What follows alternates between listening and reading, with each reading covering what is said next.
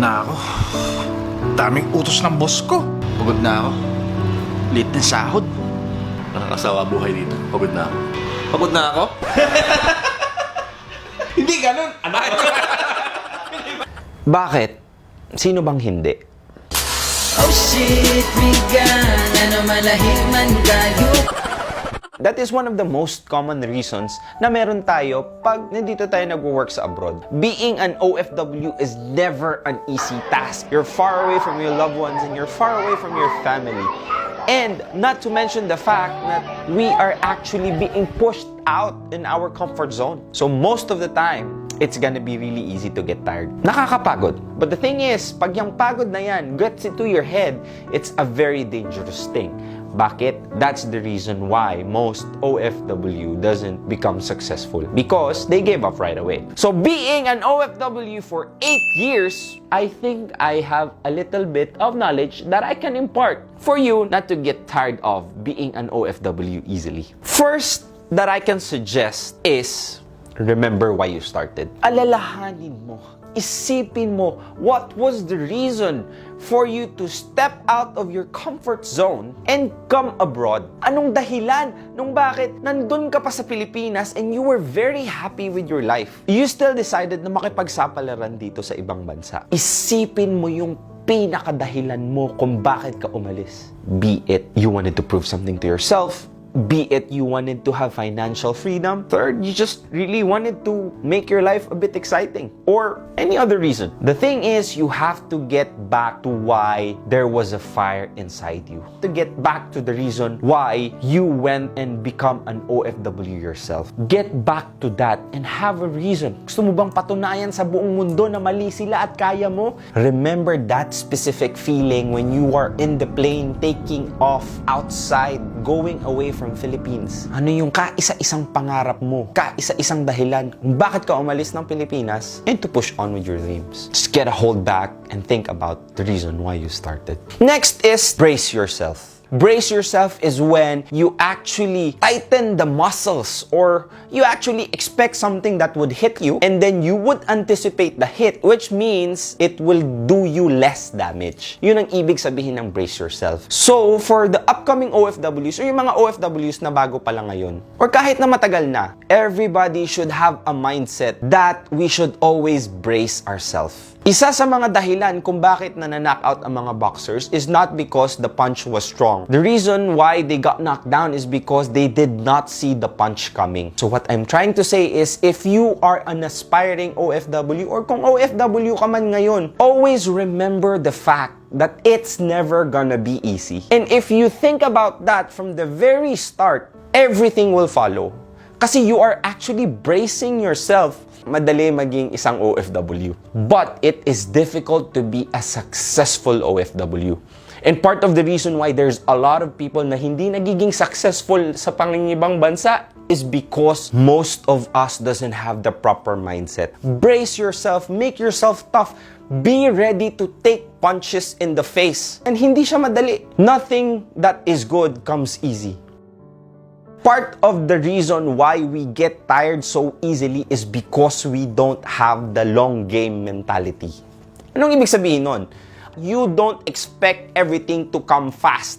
Karamihan sa mga OFW na pumupunta dito sa ibang bansa, they expect after 2 years or 3 years, milyonaryo na sila. They all have everything that they wanted for in just the span of 2 or 3 years. No, I'm not saying na imposible yon. But the thing is, it doesn't work that way. Merong ibang maswerte, yes. But most of the time, you have to actually have a long game mentality. In the first 2 years, never expect that you will already build an empire. Bakit ka mo? Kasi kaya tayo na-frustrate is because we're thinking na 2 years lang okay na. Makakabili na ako ng bahay at lupa, mapapag-aral ko na si bunso, mabibili ko na yung gustong bahay at lupa ni nanay, or mabibili ko na yung gustong kotse ni tatay. That is wrong. Because you will be starting from scratch. Here's the thing. Never expect that if you have planted a seed today, kinabukasan, ine-expect mo may bunga na. No, it doesn't work like that. The fruit in natural form doesn't come out the following day. It takes time. So as being an OFW, have proper expectation, hence there will be less frustration. With less frustration means hindi ka madaling mapagod. Kasi alam mo and how much work you have to push through in order for you to achieve that goal or reach that target. Always aim for a marathon. Never aim for sprints. Being an OFW is a marathon race. You have to be there in the game as much as you can, as long as you can, in order for you to actually build success. Have the long game mentality. Another thing that I can suggest is you have to love the journey, not the end game. It means that whatever it is that you're struggling through right now, you have to learn how to love it. Enjoy that fact that you were walking 20 minutes from the metro station going to your job and 20 minutes back going home. Enjoy the fact that you actually have only one day off. And enjoy the fact that actually you are struggling right now eating dirt. Because one day, when you make it, and I know you will, those are the sweetest memories that you can remember. When you are already sitting on top of your empire, the best thing that you can actually do is to remember the struggle and how you went through and pushed through despite of it. So enjoy the journey, do not enjoy the end game. Mahirap mangibang bansa and it's very difficult for us to be here abroad. But the thing is, we have a dream. May mga pangarap tayo sa buhay na kailangan nating tuparin. Be it something that we wanted to prove ourselves, be it something that we wanted to prove others, or it's just merely because we wanted to provide for someone that we care for. There's a lot of reasons why nandito tayong lahat sa ibang bansa. But one thing's for sure, it's never really okay to quit that easily. Think of the things that you are able to do when you don't quit. And check this out. Check this image. You'll never really know. If you quit just like that, this could happen to you. Coming from a guy who struggled before. This is coming from a guy who came from the bottom of the barrel. I was not happy before. It was my first year, 2 years, 3 years ago. I was not happy and I did not imagine the life that I will have right now. But the thing is, I am happy every day of my life that I did not quit.